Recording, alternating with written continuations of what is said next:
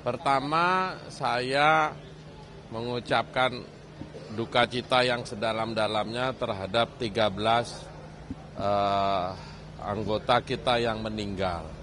Tentu ini harus menjadi tanggung jawab Panglima TNI dan Kepala Staf untuk untuk melayani mereka sampai pemakaman dan lain-lainnya sebaik-baiknya. Itu yang pertama, itu yang paling penting. Yang kedua, kejadian amunisi meledak ini menurut catatan saya sudah 6 kali. Kita tentu belum bisa menjawab. Sekali lagi saya membiasakan bicara yang baik, tidak dalam posisi menyalahkan atau mengambing hitamkan. Tetapi ke depan kita harus memperbaiki ini. Menurut catatan saya di tahun 84 dulu, kalau adik-adik mungkin sebagian besar belum lahir, 84 itu di Marinir, di Cilandak itu meledak. Meledaknya itu berjam-jam.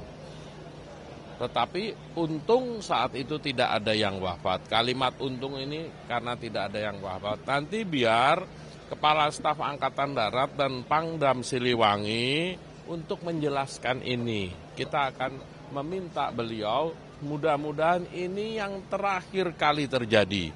Kita tentu mengharapkan semuanya itu yang berhubungan dengan amunisi dilakukan dengan seproper-propernya. Itu. Ada beberapa kamera ya, saya lupa nih. Ini otomatis saya kan bukan Jack Nicholson, otomatis ke sana. Kalau Jack Nicholson otomatis ke sana. Jadi kapan kita memanggil kita akan segera. Tentu mudah-mudahan sebelum masa sidang ini. Kalau udah masa sidang depan kan nanti sudah ini bukan soal hangat atau tidak, tapi ini soal kemanusiaan dan soal strategi.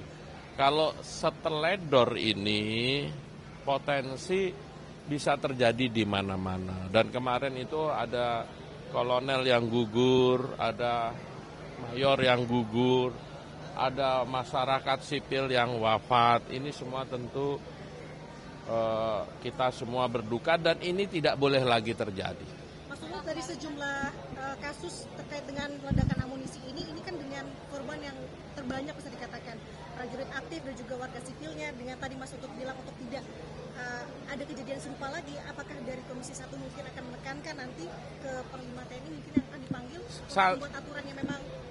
Kalau begini ini bukan soal aturan, my younger journalist. Ini soal dedicated to excellence, sikap dalam bekerja, jangan ceroboh, aturan harus ditaati, ada komandan yang jaga, ada orang yang terus untuk hal-hal gini nih harus, nggak boleh sembarang orang. Nah ini yang harus kita tegaskan. Apakah mereka nggak punya aturan? Ya pasti punya. Tetapi ini lebih kepada sikap, kepada kultur. Ini panjang ngobatinnya. Nggak bisa segera. Kayak kamu kawinan, makan secukupnya, ngambilnya tetap 3 piring. Yang dimakan sedikit. Ini ngobatin gini aja udah 3 generasi nih nggak habis. Nah itu berkaitan dengan kultur, berkaitan dengan peradaban. Nah yang bisa tuh komandannya yang benar-benar gini. Tetapi sekali lagi kita bicara baik, karena kita butuh bicara baik.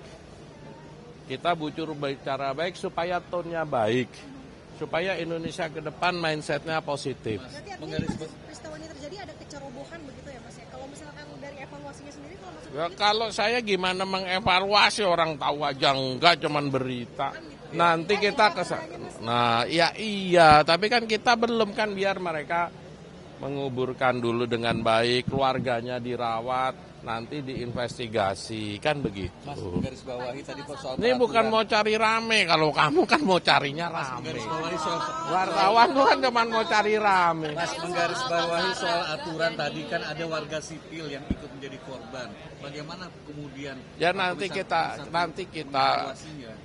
kita undang Panglima, Pangdam, dan Rem yang bertugas di sana dan komandan-komandan lapangannya. Nah kalau sekarang saya ngomong, kan itu kita harus ada tertulisnya, kita juga nanti sebisa mungkin akan ke sana, dan sebisa mungkin ini harus menjadi yang terakhir. Oke ya? Pak, sedikit Pak, soal mantan TNI yang ikut berperang di Ukraina, Rusia itu bagaimana? Apakah benar itu bayaran? Dan prosedur dari Ya kalau ini ya saya mana tahu bener bayaran apa enggak. Nah mestinya kayak begini-begini kan, ini saya juga tahunya kan dari wartawan. Saya nggak punya kemampuan tahu segalanya. Kalau saya diminta tanggapan, ada orang per orang pergi, ya saya juga belum bisa jawab sekarang. Misalnya kamu terpanggil tiba-tiba ikut jihad fisabilillah, saya juga nggak bisa jawab. Yang paling penting sekarang adalah kita menjaga yang menjadi, misalnya TNI kita jaga pasukannya. Malah kalau hemat saya ke depan itu kita perbaiki, misalnya TNI itu harus jauh dari masyarakat sipil. Contoh kalau kamu ke Mabes, depannya udah warung semua. Kalau di Brigif Cilodong, Brigif 1, itu kalau ada apa-apa di Jakarta, pergerakan pasukannya, tanknya mau keluar, nggak bisa, orang depannya warung pangkalan ojek. Nah ini yang ke depan harus kita pikirin strateginya. Dulu memang daerah itu hutan, nah ini yang negara harusnya hadir. Kalau kejadian satu-satu itu ya kayak kamu jurnalis, ada yang juga ngojek, ada yang macam-macam kan gitu.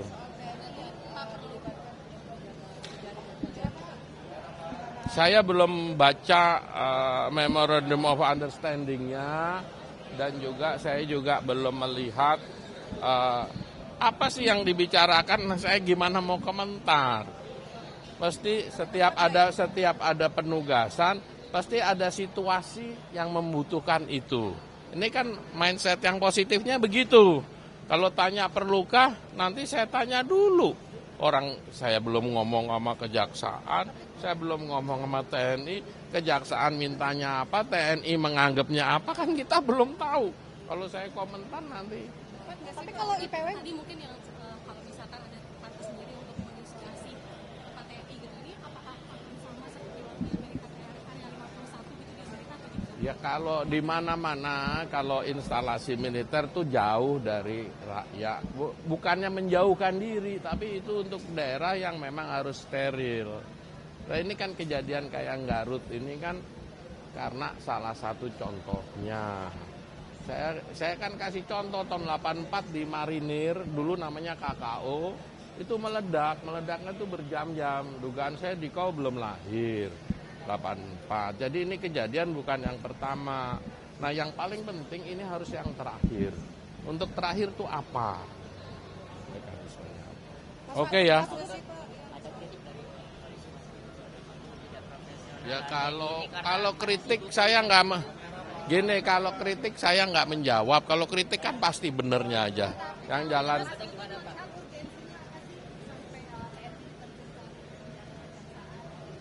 Nah ini kamu udah saya jawab, nanya lagi. Ya udah ya. tapi kalau IPW